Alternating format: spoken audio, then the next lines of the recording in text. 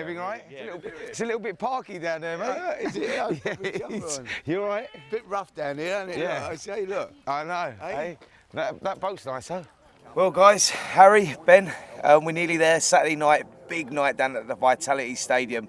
Harry, I'll start with you. What are you expecting on Saturday night? Chris Billam-Smith, local lad. He's done so well in the last 12 months to get this opportunity, and now his night has arrived Saturday night. Yeah, the atmosphere will be electric, won't it? What a place. When they come out for that fight on Saturday, it'll be amazing. 15,000 people there cheering for Chris, you know. So he's got the crowd with him, but he's fighting a great champion. You know, Lawrence is a fantastic boxer, so it's got the makings of a top fight. And you know, it's great to have boxing here in Bournemouth, Spence. You know, I never thought we'd see it down here. It's just amazing, and you know, it's the second time now, and last time it just went down so well, and this sell out again.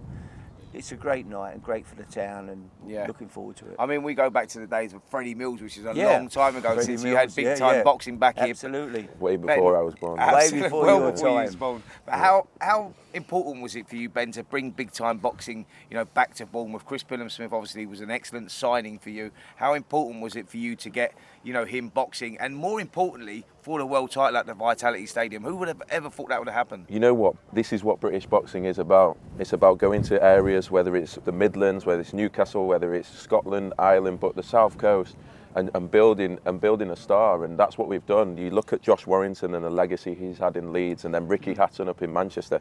It still lives on now, and we still have boxing taking place and being as popular as it is now because of those great fighters, and that's what we hope to create down on the South Coast. There's so many gyms, not just in Bournemouth, but in Portsmouth, in Southampton, in Salisbury. Everyone's coming on Saturday night, and it's giving it a lease of life for boxing down on the South Coast, and I think that's what's special about Saturday. Chris Billam-Smith fighting for a world title and trying to create a long-term legacy down here. Well, you brought boxing back here last July when we had Isaac Chamberlain was boxing Chris Billam-Smith actually in a Fight of the Year contender, and it's an incredible fight.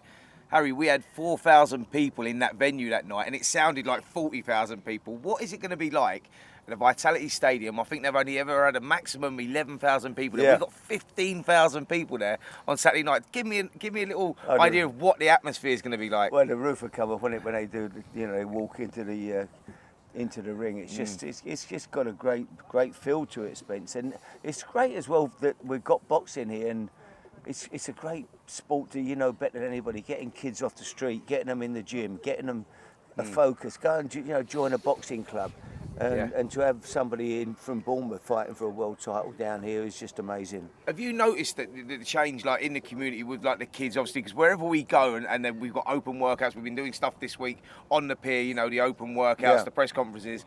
That the atmosphere, the appetite for it, is incredible. Have you noticed a change in, you know, the kids around here getting the involvement with boxing? I mean, I know you're heavily football background, but you know, with boxing now coming to the forefront with Chris Billam-Smith, have you noticed any change down there? Yeah, the kids are all getting, but you know, it's not.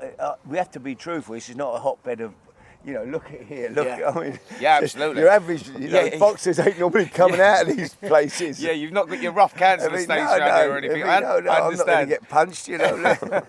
I understand. Listen, we've got Chris, and he's took the game on, and so there's a great interest down here. Obviously, it showed it in the way the tickets have sold. It's been amazing. Sure, I mean, Ben, talk about that, you know, how quickly the tickets were sold, how quickly they were snapped up, how important it was for you to get that world title fight at the Vitality Stadium.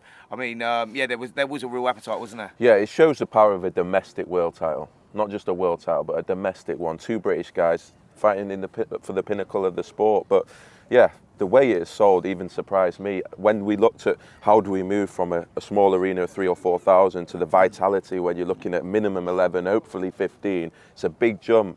So for it to sell like it had, and when I saw it, honestly, I don't know where they're coming from. There's not that many people here, but I think it must be the whole town, and as I say, the surrounding areas. It's unbelievable, and I think it just shows there is a starved community where they want the big nights, where they want the big entertainment, and they're going to get it on Saturday. And whether Chris Billam-Smith comes through or not, he will have more big nights down here. Sure. I mean, Harry, you was a manager at Bournemouth FC back in the 80s and early 90s. Yeah. I mean, you've had many players in those dressing rooms. If you had to choose a player that you could put into a boxing ring, who would that be?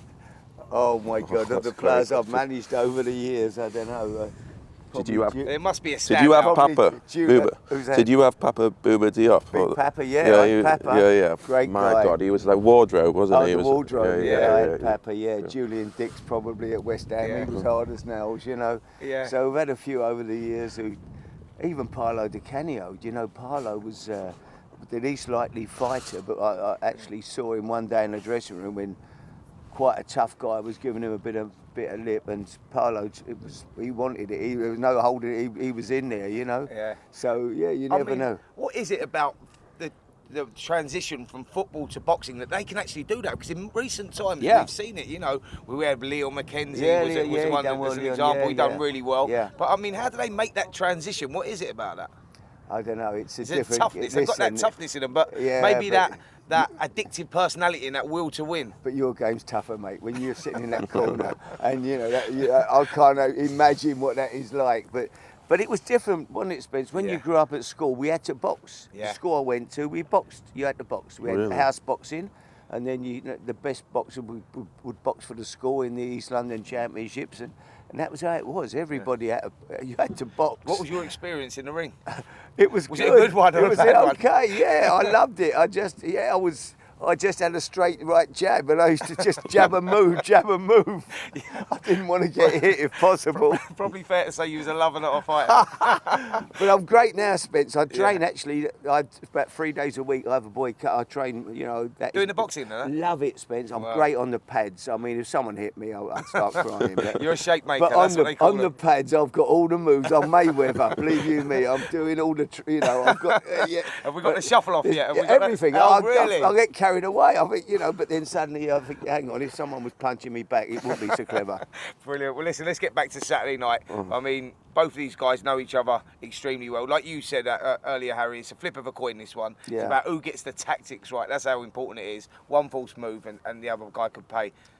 Who do you lean towards on Saturday night? Do you think the atmosphere, the crowd, and all of that, because this is where I'm at, all of that, I think that gives Chris the edge. Yeah, I think that, in those times of darkness for a fight, and there will be there will be there for both of them, the crowd plays an important part of pulling you through. That home advantage is massive. It's like football, isn't it? Home advantage. Teams win at home, much more than they win away. And it's got to be the same when if he's coming under pressure and the crowd are willing him on, he'll find that extra energy.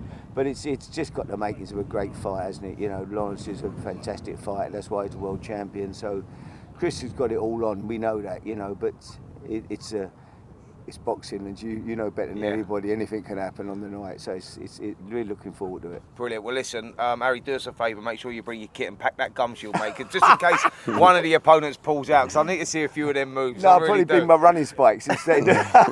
Brilliant, guys. Thanks so much. Good. Brilliant. Well done, Spence.